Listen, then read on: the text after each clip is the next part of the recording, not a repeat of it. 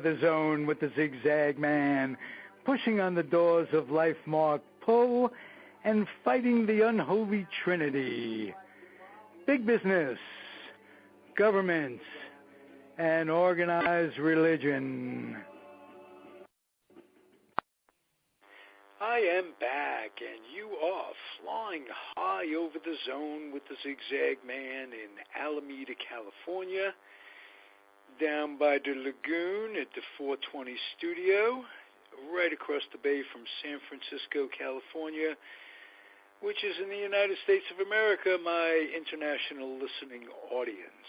And I am joined today by a hometowner, because Alameda is my adopted hometown, and I'd like to introduce a social activist. That's the best way I can think to describe her. She's pretty special. Tristen Schmidt, welcome to the airways.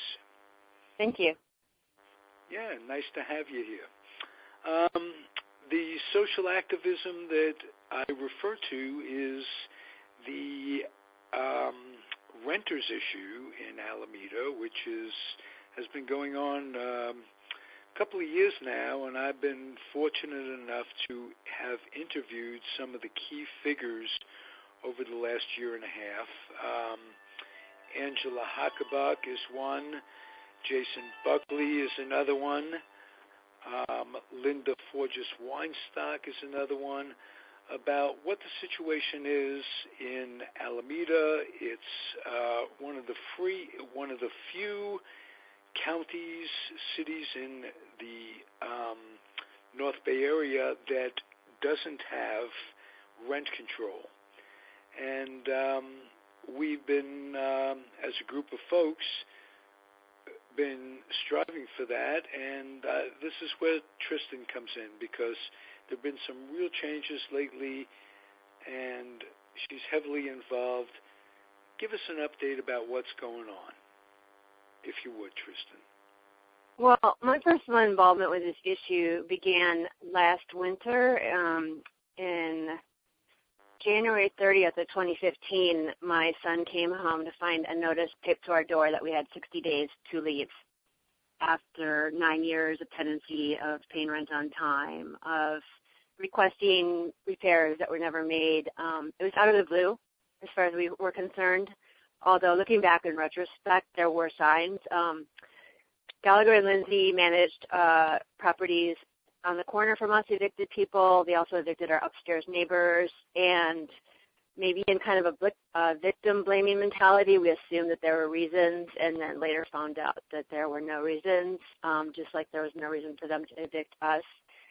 So when I started talking about this to other people in Alameda, it turned out that a couple acquaintances of mine also were served eviction notices at the same time. So I started to see a pattern and noticed that, pretty much there are mass evictions going on. Like the management companies in town, there's 3, kind of have a stranglehold on a lot of the smaller properties. And Don Lindsay in particular has a history of trying to get property owners to jack up their rents so that he can profit more himself as well. And okay, now let's name the other 2 as well. So it sure. There's Harbor Bay Realty. So they are realty/property management companies. So they sell houses and they, quote unquote, manage rental properties, which means they're supposed to fix stuff. They get paid to fix stuff, although whether they do or not seems irrelevant to them. So the other one is OMM, and I don't remember what that stands for. Okay. And they, one would think that they own the predominant amount of rentals in town, at least. They don't necessarily own the rentals, they manage them. They have, right. So this false narrative that's being presented by the city council and by the management companies is that the mom and pop landlords, are struggling to keep afloat and should be given special preference. That's not necessarily true. Like the management companies, they're paid a percentage per month to collect rent and make repairs.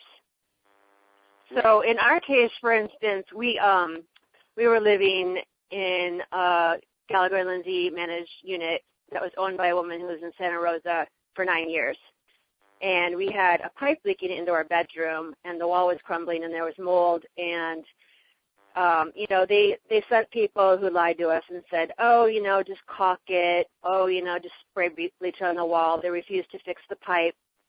Then the owner of the property sent a friend to put in a new shower, which, again, didn't solve the problem because the pipe was leaking from our closet into our bedroom. And as well on the other side, there were 2 units on the first floor. So when we got evicted, it was allegedly the reason we were given, allegedly to fix the plumbing, which they did, but they didn't evict the person on the other side of the wall who was new, who was paying higher rent. So it was pretty obvious that they were doing it just for profit. Okay, and this has been going on for a long time. And for you, you saw it up close and personal. And you went, wow, and you relocated, and you decided rather than to just, accept my loss, lick my wounds, and it had to be a tremendous upheaval. Did your son have to change schools? Well, no, he didn't. He had to walk a couple of miles to school after we moved. We actually went to Gallagher and Lindsay's office and requested an extension until the end of the school year, and they flat out said no. So we tried.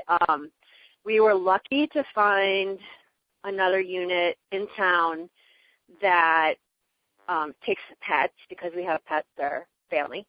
And, so he had to walk a couple miles to school every morning, which was good for him, but it made our mornings a little more hectic, a little bit crazier, having to get up that much earlier.